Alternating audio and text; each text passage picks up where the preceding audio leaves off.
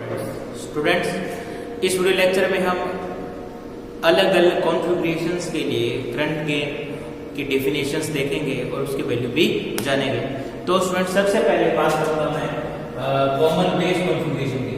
Common base तो generally जो current gain होता है उसको डिफाइन किया जाता है आउटपुट करंट वर्सेस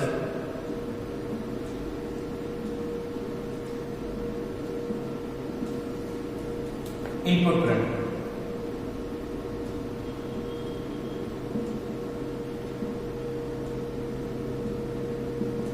यानी कि जो आउटपुट करंट और इनपुट करंट का जो रेशो है उसको हम करंट गेन के द्वारा डिफाइन करते हैं।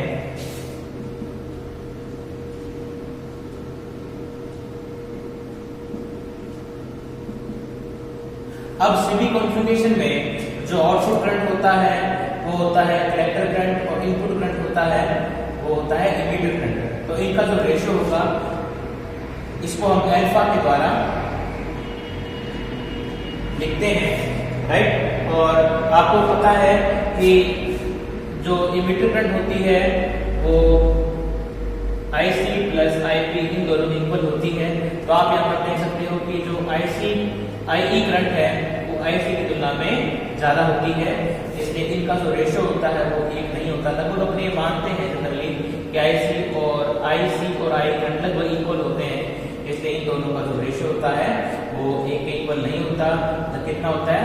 लगभग 0.98 के आसपास, राइट। दूसरा आता है CE कॉन्फ़िगरेशन के लिए। CE कॉन्फ़िगरेशन के लिए जो करंट गेन होता है उसको हम डिफाइन करते हैं आउटपुट करंट। कितना हो गया? IC। इनपुट करंट कौन सा है? IB। यानी कि कलेक्टर करंट और बेस करंट इन दोनों का जो रेशो होगा वो CE कॉन्फ़िगरेशन के लिए करंट गेन के इक्वल होगा, राइट। और इसको हम बीटा के द्वारा लिखते हैं, बीटा या फिर HF। इसकी जो वैल्यू होती है वो 200 से लेकर 500 तक हो सकती है, राइट। 200 से लेकर 500 तक हो सकती है, अलग ट्रांजिस्टर पे डिपेंड करता है। ठीक इसी प्रकार से इसकी जो वैल्यू होती है वो 0.95 टू 0.98 तक हो सकती है, राइट।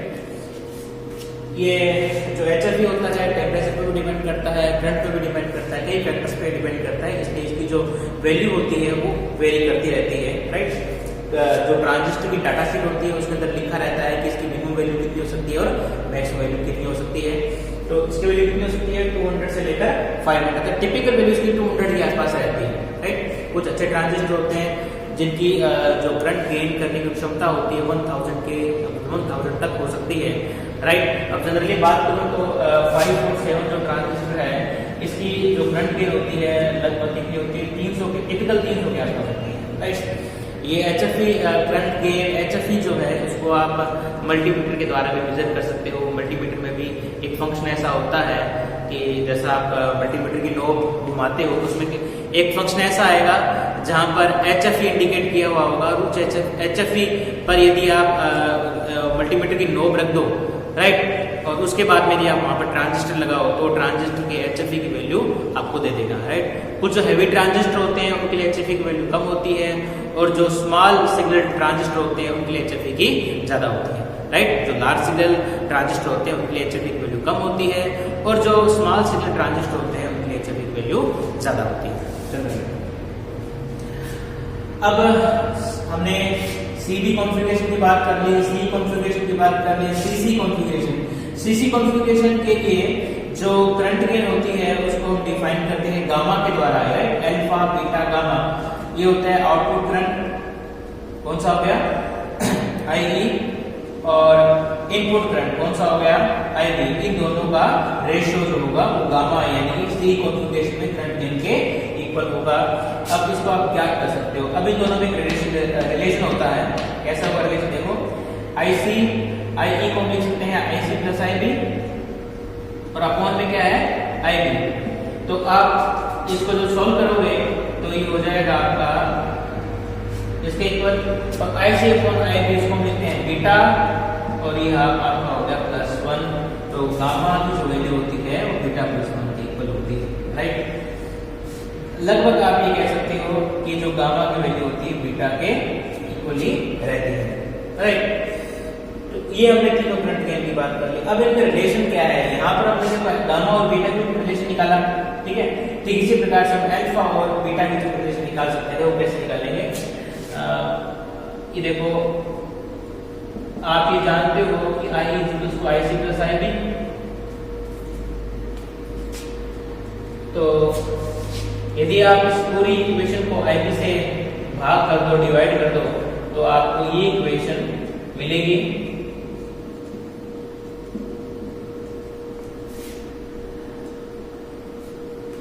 तो इसको आप कुछ इस तरीके से लिख सकते हो, देखो IC / IB, इसको हम लिखते हैं बीटा +1, राइट।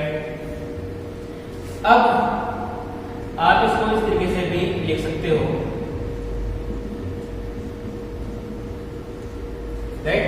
ये इस तरफ चला जाएगा, इसके मल्टीप्लाई हो जाएगा।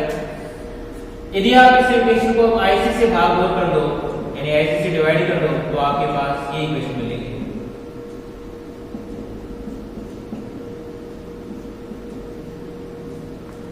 अब IE /